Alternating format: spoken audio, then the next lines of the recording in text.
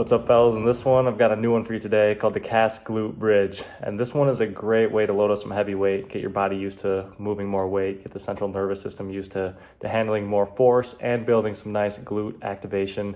So your poor lower back doesn't need to fire every time you bend over to pick something up. So here you see me in the same shirt doing an exercise called the Kas Glute Bridge, which is essentially a hip thrust motion. Here you see me zooming in on the weights.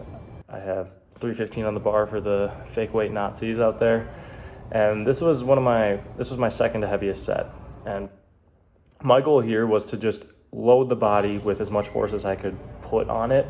And the reason behind this is when you are recovering from back pain and you want to become more bulletproof and resilient, you need your body used to handling very heavy loads. And this is how I can move the most weight possible. So that's why I love doing this exercise, because it gets your body used to handling a really heavy, big external stimulus, while safely not putting your back in a super vulnerable position. Here you see my top set. I worked up to 365. I just had on 25 from the last set.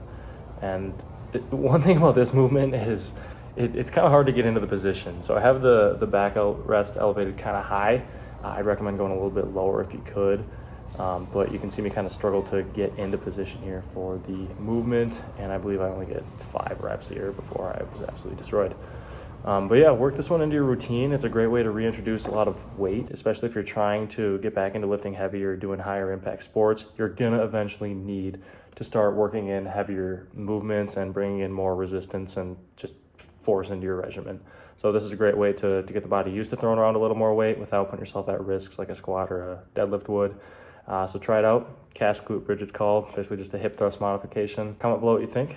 Check out Back of Steel if you're not quite this advanced and you want to get there. And we'll see you in the next one.